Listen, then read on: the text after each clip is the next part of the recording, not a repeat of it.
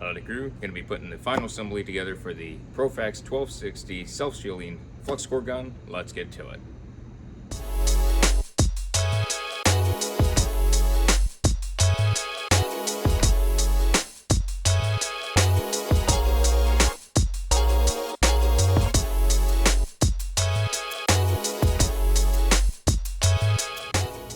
So the main thing for the 1260 self-shielded flux core gun is the inner liner. It is not put in during assembly of the actual gun, lead cable, all that itself. And I'm going to read from their little manual their reasoning for it. It says all AEC guns are shipped from the factory without the liners installed to avoid liner damage. Insert the replaceable liner into the rear of the gun. Make sure the liner is pushed as far as possible until it seats at the rear of the contact tip. So anyways, going to be following their instructions on doing that. So that's all going to be goods.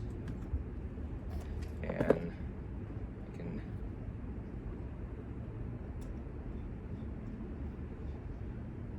that off. We got that one in there tight. I do have welpers with me. If you don't know what those are, I will be doing a vlog just on these because they are amazing. So, and welpers, it's a welder's helper's tool. They are amazing. And so you can take the contact tip. I'm actually going to have it to where I can see the thing coming out. That's why I'm taking it off. And this one is, I forgot what number this is. 5/64. Not sure if it came with this one or if I bought this one separately. Another 5/64. But I'm going to keep both these just right on the inside of the box. And it says, because I looked at it earlier, that this thing needs to be stretched out in a straight line. So that's what I'm going to do. Alright. There we go. Going to straighten it out as much as possible.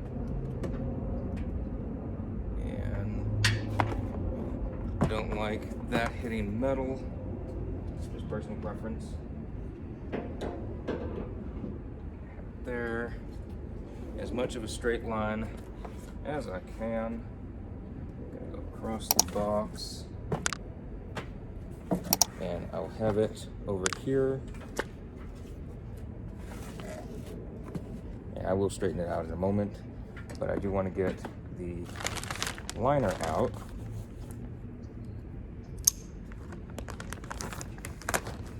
And so this is good for any of y'all that are going to be buying Profax self-shielding guns. They do not come with a liner. I did not know that until I bought it. So I just want to throw that in there for you. So here's the inner liner.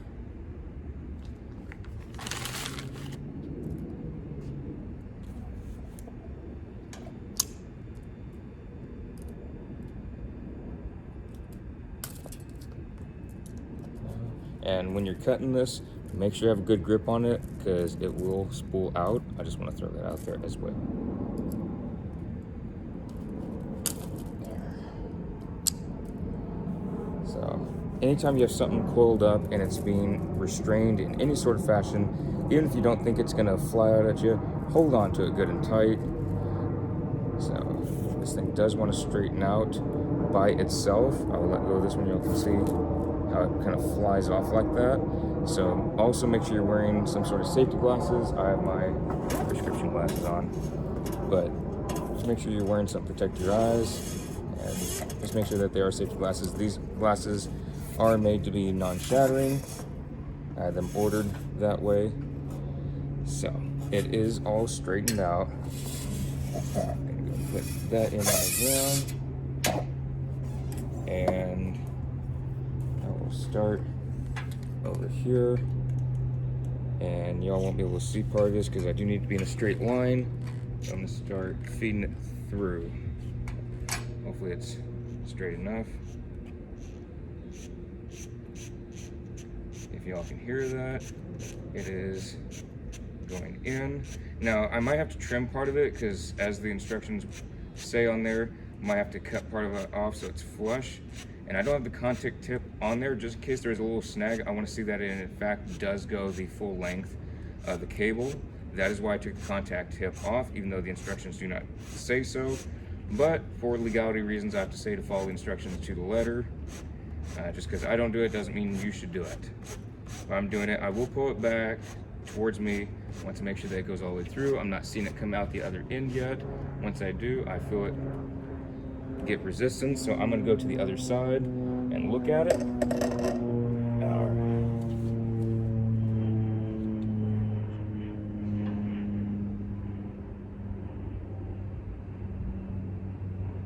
I'm going to pull it back just a little bit, make sure it is in fact that piece that I see in there.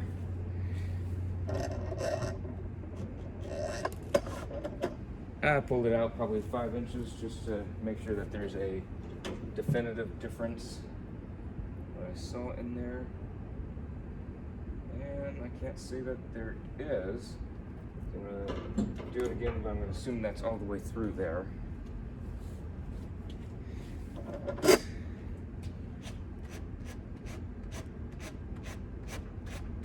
So it wasn't. That was not the full length going in there. I hit something else. All right, now this might be the full length. I probably put in another foot and a half minimum.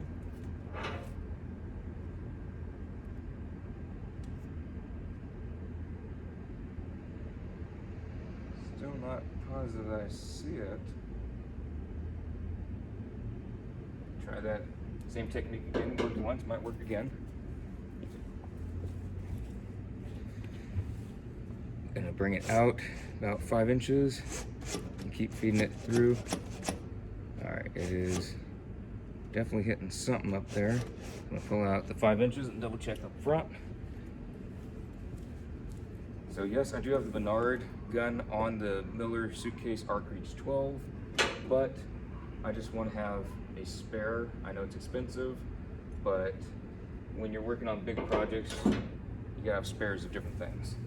And specifically something like this, if it were to go out, because I'm not getting the Bernard consumables, I'm just going with Profax because it's less expensive that way, then I can do that. All right, so that should be the very end. I'd rather take twice as long to make sure it's done right. So I'll bring this up to the front. Y'all can't really see in there. I know I can't really see in there, but I'm assuming that's all the way up to the front, so it should be good. And yeah, so everything should be good. It's looking fine in there. I don't see anything wrong with it.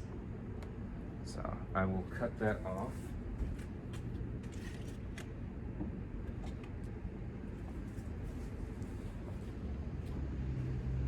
Bring it back up. And I'll see if the welpers will do the job.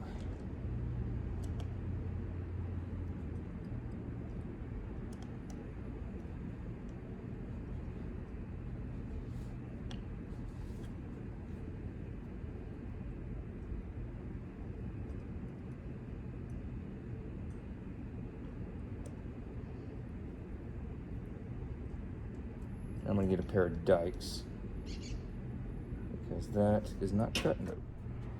I apologize about that. I had an issue with my phone there, so I resolved that.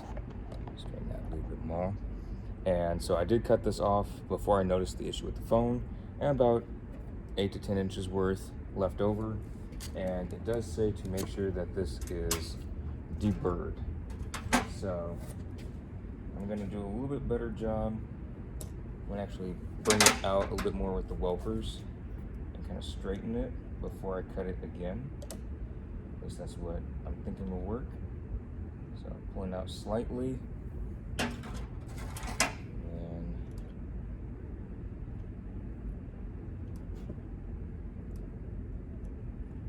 there that goes.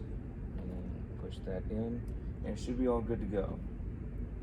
So I'm going to put the contact tip back on.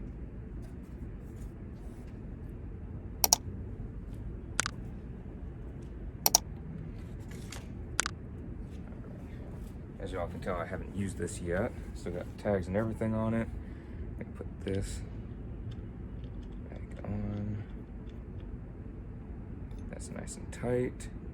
Then this critter will go back on. And when I go through consumables, I'll have that vlogged for y'all so you can see that. Just so if y'all are learning it, I'll be referencing different pieces that are going on, what to do for it, specifically what I'm using.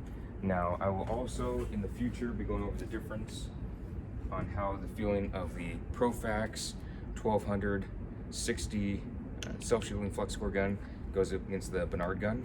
I don't know exactly what the number is for this Bernard gun. It came with the suitcase, but these are the two and the difference between them. Similar but different. So I will be getting different goosenecks. That's what these are called, and just different angles. They really do help when you have different angles on them. So I'll be getting a little bit different goosenecks. They're kind of similar, but they angle out differently. So if there's a certain application that will be better for one over another, sometimes it's better if you're in a really tight spot to have a straight one. There's some that get more of a 90-degree in there compared to these two. And as you can see, there is a difference, a substantial difference, but still you can get a lot more different than these. And so I do want to throw that out there. I'll probably be picking up some of those, not right away, but in the somewhat near future. So this is done, except for I'm going to cut off these tags. Actually, they're twisted on here, so I'll just take the twisties off. And then get this set up to weld later.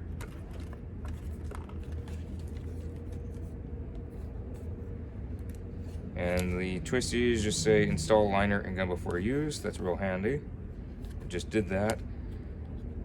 And then it says tag to be removed upon operator reading and understanding this label. Got it. So whether there's a warning, protect yourself and others, electrical shock, cause injury, death, welding may produce fumes, gases, hazardous health. Know that. That's why we wear respirators, especially for flux core. So anywho's, this is the gun. This is the part that goes into the suitcase. So I just want to throw that out there. Everything looks great. Everything's looking good. After installing the liner, it does say to make sure that everything is nice and tight. So there's a little screw up here that needs to be tightened. I'm going to tighten that. It's going to have the liner in it. Or not in the screw, but it's going to have the liner in the gun. So there goes that. All right. So it's going to be tightened right near the trigger.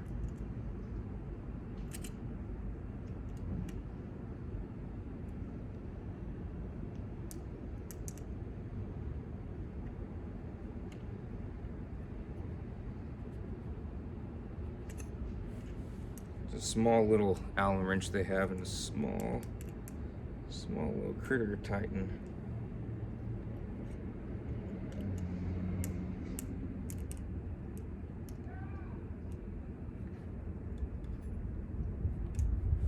All right, so that is tightened, and there is one back here, and it's also on the Lincoln Electric table. It actually fits kind of perfectly.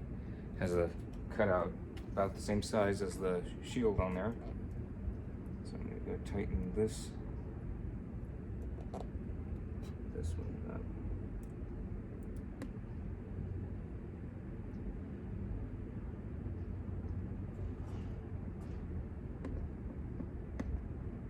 All right, so both those are nice and tight. That liner is not going anywhere.